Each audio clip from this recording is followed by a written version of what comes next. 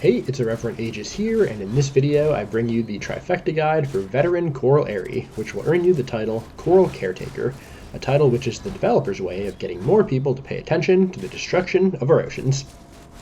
In this dungeon, Kyle and I like to complete the first side boss, not because we want the buff, but because to join the Cult of Aegis, which is totally not a cult, just a really exclusive group with a charismatic leader, a unique belief system, and totally normal rituals and initiation ceremonies, we need to test people's loyalty and dedication to our cause.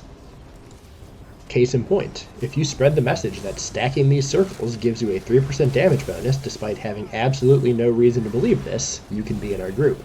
If you don't believe this and want to ruin my video, I'll just start calling you Phyozo, which translates to Tiny Devil in our official doctrine.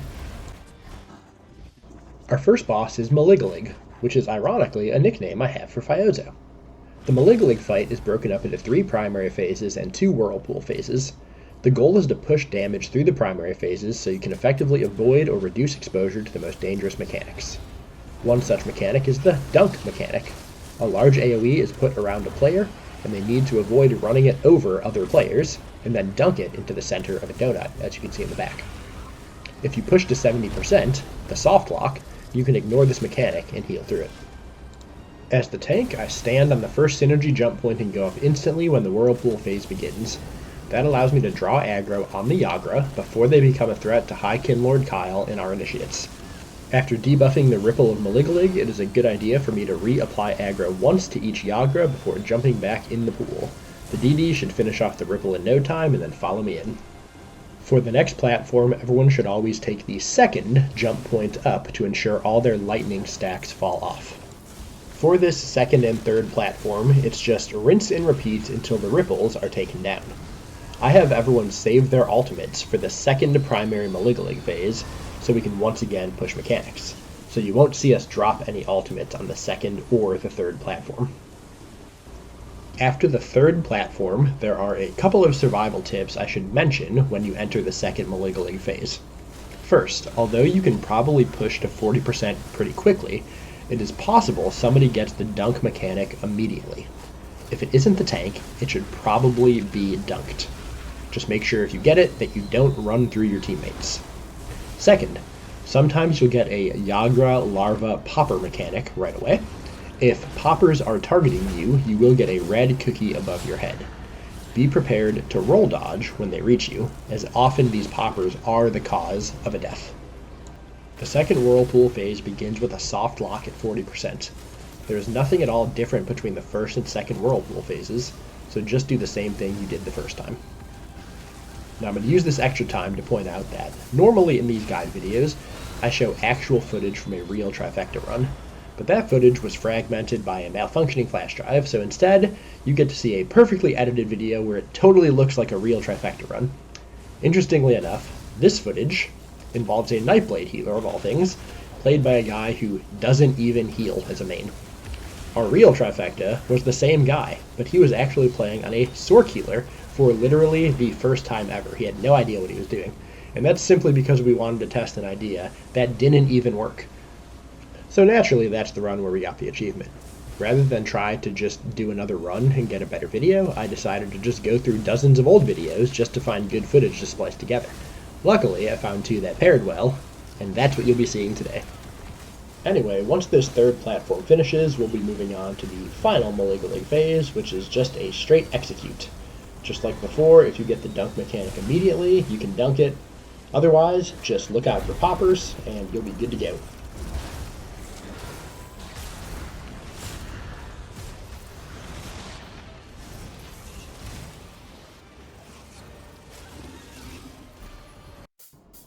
In the vast world of Tamriel, where warriors rise and legends are forged, there's a guild unlike any other, the Cult of Aegis. Are you ready to join the ranks of the chosen, to experience unparalleled camaraderie and a deep sense of belonging? Welcome to a guild where every member feels like they're a part of something bigger, something epic. Led by Aegis the Irreverent and High Kinlord Kyle, our guild offers an unforgettable experience. It's like family, but with better loot.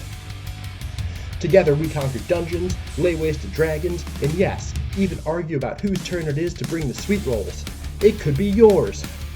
Join the Cult of Aegis today and understand the true meaning of unity, power, and a slight but very significant 3% damage bonus. Together, we'll explore Tamriel one epic trifecta at a time. Join us now because sweet rolls aren't going to eat themselves. The Cult of Aegis, where belonging is epic, and 3% means everything. So don't be a Phyozo. Apply today, Initiate. Our second boss, Sarydil, was named by illiterate parents who thought they were naming her Sarydil. She is perhaps one of my least favorite hard mode bosses ever if you don't have a coordinated group. We're going to employ a burst damage strategy in this fight to skip over most of the mechanics. I line up just over the halfway point in the arena. Once I aggro, the boss will gap close me. Since I'm wearing Nunatok, Saxiel, and War Machine, and my healers in Nazare, we coordinate our ultimates right after this to maximize uptime on the major buffs and debuffs. Shortly after, she'll take a winding path towards the side of the room she is furthest away from, which is the entrance, based on my original positioning. The two DDs will then drop their ultimates. It is very important that nobody gets an interrupt during this phase, as we want to maximize our damage.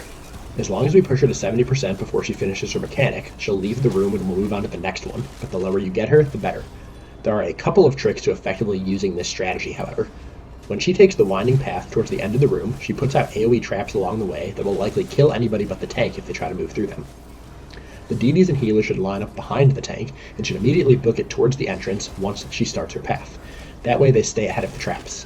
Second, the healer should place hots at the entrance before she starts moving. That's because once she lands at the end of the room, she will target somebody with a powerful ability Pinpoint that can kill somebody if the group isn't prepared. It seems to target a group member at random, so it's important everybody gets to their spot by the entrance right away so they're standing in the heals.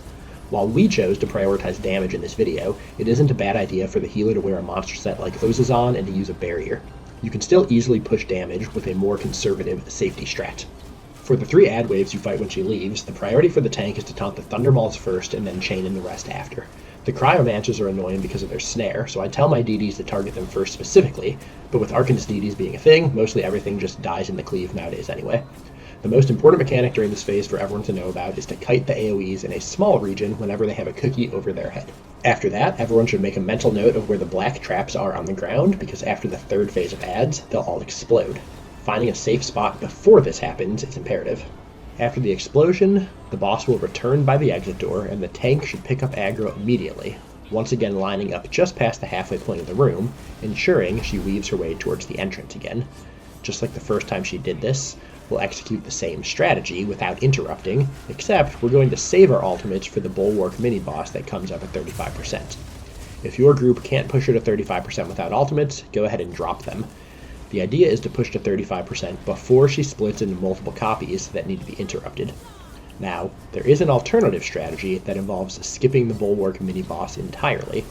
This either requires insanely high DPS where you can kill her during her pinpoint mechanic, the best we got her to is 12%, or you can slow down your damage, deal with the split phase, then wait for her to weave a third time before killing her. We decided killing the Bulwark was easier to coordinate, so we just ulti-dumped him instead. You can see that during the Bulwark phase, the tank has the responsibility for interrupting the Storm Shakers when they summon the large ground AoEs, which is why I'm running Crushing Shock. I also tried to chain ads next to the Bulwark so they die in the cleave. Once the Bulwark is defeated, you'll have to avoid the exploding traps, and then Sarydil will once again appear by the exit door where the tank will taunt her. She'll go through one final weave towards entrance, where your group will meet up with her to finish her off.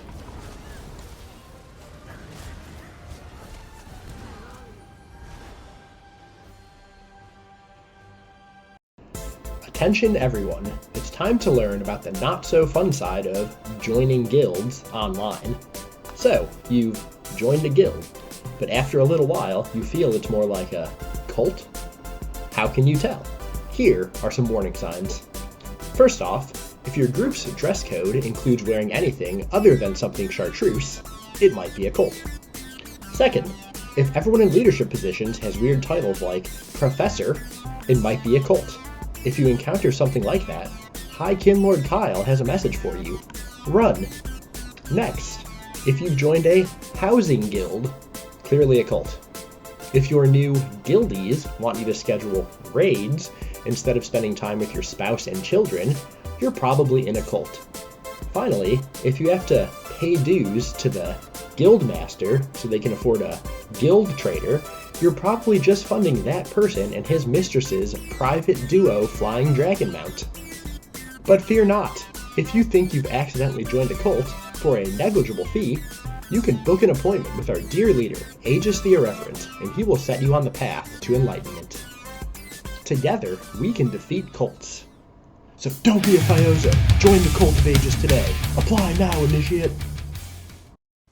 In the past, this dungeon trifecta used to be incredibly difficult due to the final execute mechanic where the boss went invulnerable until you killed the 4th Griffin Kargaeda. Due to power creep, now you can just pull off the Griffin Skip and kill Varallion before he goes fully invulnerable. So of course that's what we're going to do. Even with this skip, this final boss still has one of the most challenging sets of mechanics to get through out of any dungeon hard mode. First and foremost, we need to deal with the Griffins themselves. They spawn at 90%, 80%, and 55%, but the order they come out is randomized.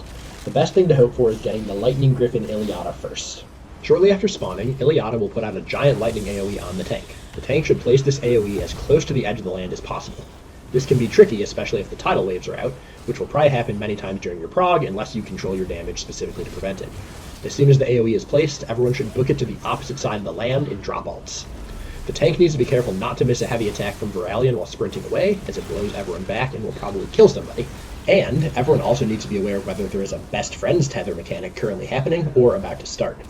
With the other two Griffins, there is more room for error, but proper positioning is the key to success. The tank will always be at the Griffin's head. The positioning of everybody else depends on whether the tank has the best friends beam or not.